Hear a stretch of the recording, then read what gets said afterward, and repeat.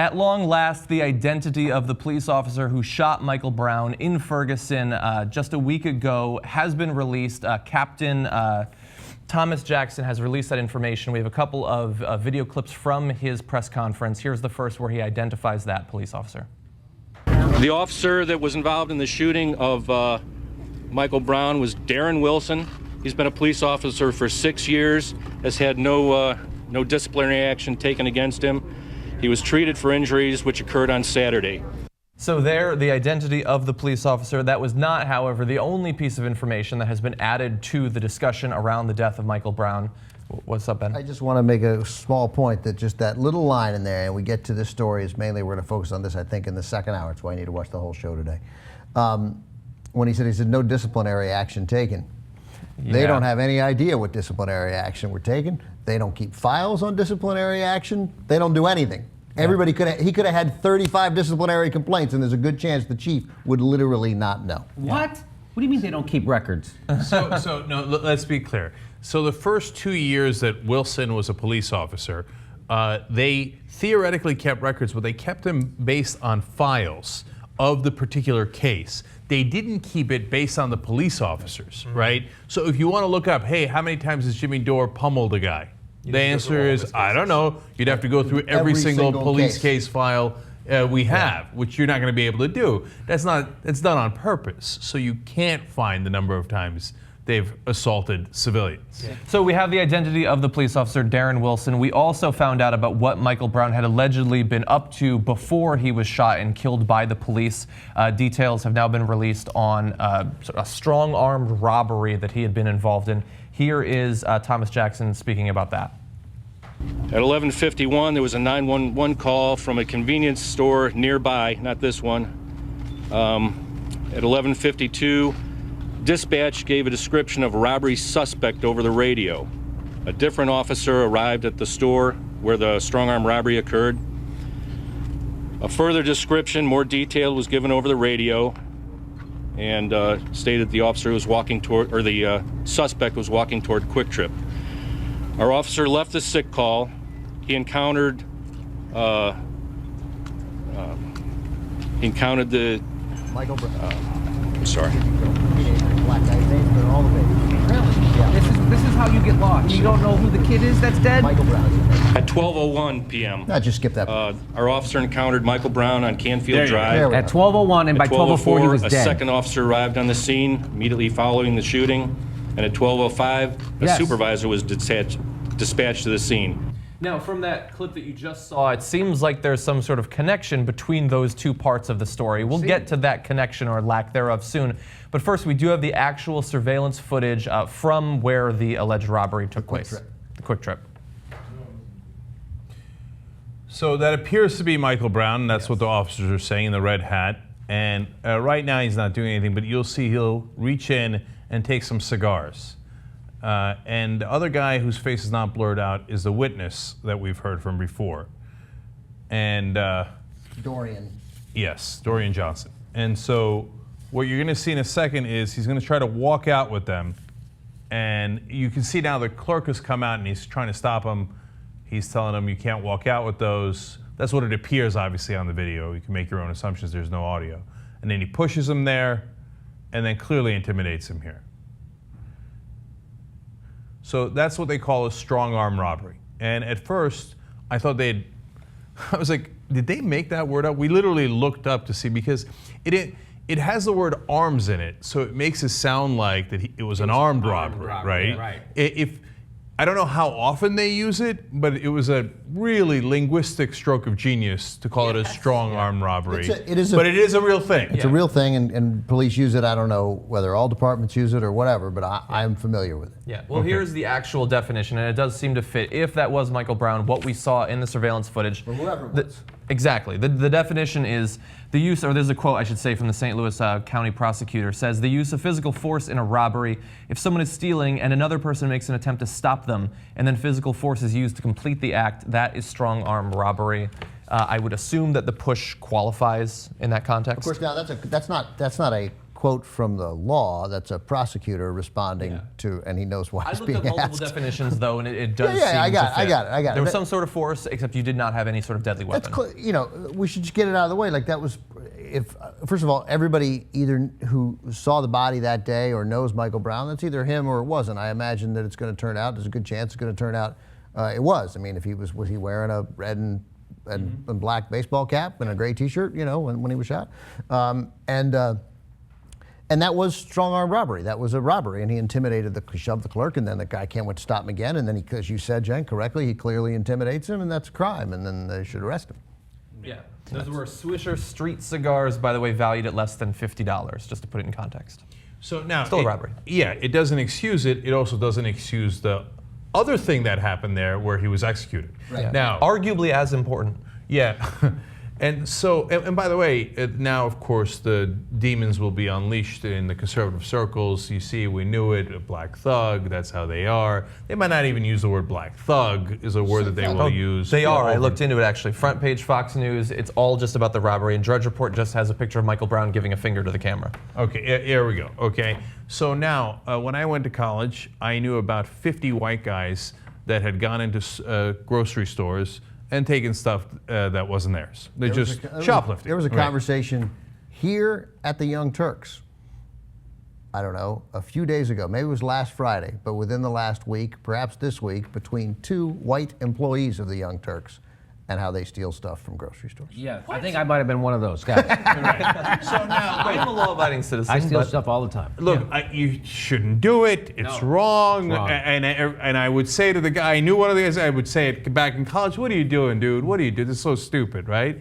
And none of them got executed, okay, in the streets with their hands up. And to me, the most interesting part was the clip we played of the Thomas Jackson there explaining, the robberies gets called in at 12:01. Michael Brown is, basically dead at 12:04. That's one sentence connecting two things that almost reminded me of, we were hit on 9/11 and we have to go to the geographic region in which the terrorists came from, Iraq, right? I suppose you're getting it, but what the chief does next is very surprising, and I don't know why they're sharing this information in any way. In terms of being able to deny the connection. Yeah. Yeah, exactly. And so, thankfully, we don't get to a position like you said, where 40% of the country thinks there's a connection between those two things that aren't connected. Reporters do actually follow up in the press conference with Thomas Jackson, asking him if what it seems like he's doing, drawing a connection between the alleged robbery and the shooting of Michael Brown, if that's actually what he's doing. And this is what the police chief said. This robbery does not relate to the initial contact between the officer and Michael Brown. I can only go up to a certain point, and then it's unreleased information in the investigation, and that certain point is the initial contact between the officer and Mr. Brown was not related to the robbery. I know his initial contact was not related to the robbery. Run that by us again. Yes. You're telling us that you're telling us that when the officer stopped Michael Brown for the first time, he was not aware that Brown was a suspect in a robbery. No, he was just coming off of a sick case, which is why the ambulance was there so quickly. Let's stay with this. This is critical. You're saying, what are you saying, Chief? Did he know that he was a suspect in a case, or did he not know? No, he didn't. He did not know. So they had nothing to do with the stop. They had nothing to do with stopping. So why did he stop him? At this point, why did he stop Michael Brown? Because they were walking down the middle of the street blocking traffic. That was it. Thank you, JR, by the way, for pointing out that there is a gap of multiple hours between the first videos of the police chief that you saw and the eventual follow-up. And during that time, of course, some outlets who have a vested interest in portraying Michael Brown in a certain way are using this to basically destroy his character, destroy his image in the media. And thankfully, the lawyers for the family have responded to that. We'll get to those quotes in just a minute. What were you saying, Jimmy? No, I was just going to say they asked him, so why did you share this if they're not connected? If the police officer stopped him unaware that he was a suspect in a strong-arm robbery, why did you share that with us? And I think the tape cut off because I think he was going to say, well, after we assassinate an unarmed black kid, we then assassinate his character. That's what we're doing now. That's how police work. I don't know if you noticed. I'm white. I've been lying my ass off for an entire week. I've been aiming rifles at the black peaceful protesters. You can tell I'm out of my mind. We don't even keep records on how many black kids we arrest or how many problems we have with our officers. We are out of control, and we're going to try to screw over this black kid. Now back to you. I think we have to give some people some credit at some point for doing, like, he just told the truth. Now, he told the story where he kind of connected them, but he then told the truth at a point when a lie would have served them and might have been forever impossible to disprove. Yeah, but he knew that he's nervous now because he's got to make sure the lies he tells can't be caught, right? So that would be one that could be caught. So he's like, I can't lie anymore. You could just have Darren Wilson say, no, I heard that there was a... Yeah, but they, but they have the tapes. Yeah. And remember, Anonymous already got the tapes of the dispatch calls. Yeah. So then the dispatch calls presumably would let you know whether the officer knew about that robbery or didn't know about that robbery. And the last thing that Thomas Jackson wants to do is to get caught where he's done something. Yes. Right? Yeah. So what he does is, that's why I said he does the Bush trick, because Bush and Cheney knew that Iraq did not attack us on 9/11, but they knew that if they kept saying it in the same sentence, they can come back and say, I didn't lie, I just said it in the same sentence. It's your fault for drawing the implication. And it's really important, the difference in the timing of the press conference. In the morning, he comes out and is not honest. He lays out the sentence of, well, at 12:01 he did the robbery. At 12:04 he's dead. Well, what do you know? Okay, I'll see you guys later, right? And then in the meanwhile, reporters are asking questions. He comes out in the afternoon press conference. He's like, well, those two events were not really related. But anyway, he's a robber. Look, he's a strong-arm robber. I think that him sort of making it ambiguous in that initial statement, whether those things were connected, whether or not the police officer who would eventually kill him knew about the robbery, he certainly should have been much more specific in regard to that. But I don't think that mentioning it at all, that he was a suspect, that's not irrelevant information. It's not connected ethically to the shooting. It's not connected literally to the shooting in terms of the police officer didn't know, but it's certainly information. It's just you can't try to use that to then destroy the character of the person who was killed. Yes, so but that is the problem. That's what they're doing, right? I So know, it's I'm not saying like they should have worded it entirely differently. But what also is they're only letting out certain information, right? Like they wouldn't let out how many times he's been shot, where was he shot. They're not letting out the full coroner's report. Jimmy, but they apparently can't figure that part out. They can't figure that out part. how many bullet holes are They're in there. waiting for the toxicology report, which will prove absolutely nothing, right? It doesn't matter if the cop was on cocaine or the kid was on heroin. When he left the car, shot already, and had his hands up, it's over. So when that cop shot him, that's called murder. Yeah. So if I had that information and I'm the cops, I got to release it at some point that he was involved in the robbery, right? Now, again, everybody wants, like, natural reaction is, it's relevant. He just did a robbery. He just did a robbery. You see that? But it's not relevant, because even if he'd done the most heinous thing in the world, right? Like rape, murder, etc., the cop who shot him, A, doesn't know that. And B, even if you've got the worst criminal in the world and he's put his hands up, he's already been shot, you can't execute him. It doesn't even matter if the cop knows it or not. That's also, it turns out, irrelevant. Yeah. Also irrelevant. It's just that in the public opinion world, it would have helped the cop to have known that, because he thought. Now, because I think that there's a mental deficiency. Like, if you have an IQ of over 85, you can't work at the Ferguson Police Department. All the stories we've read. No, I'm serious. Like, I don't know what they're doing. It's some sort of special needs program. It is the dumbest police department in the country, run by incompetent, dumb people. I mean, top to bottom. Top to bottom, they're really, really super dumb. So I thought, and so is the St. Louis County Sheriff's Department, who, of course, the police department there, they're the guys who've had the military gear and they've been pointing at the citizens of Ferguson with the automatic weapons and with the sniper on the roof. And they have the tank. Yeah.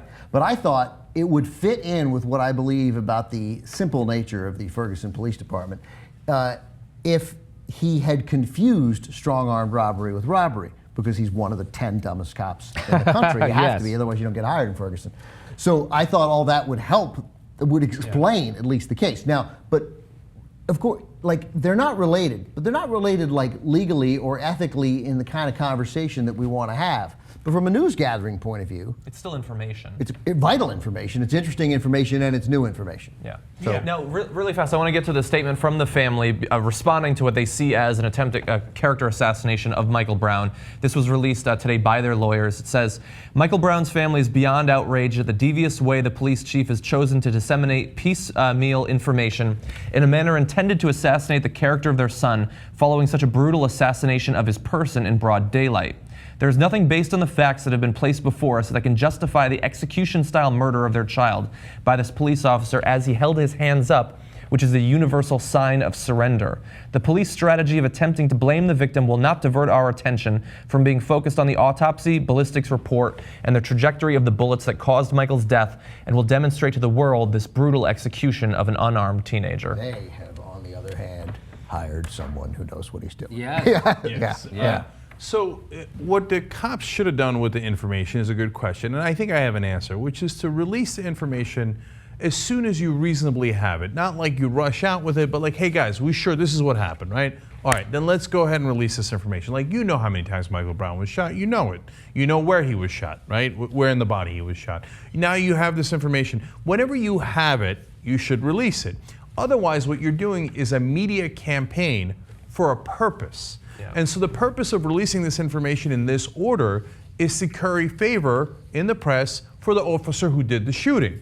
So then that gives you a sense of whether they are conducting an independent investigation to see if the cop was really at fault here for shooting Michael Brown in the wrong way.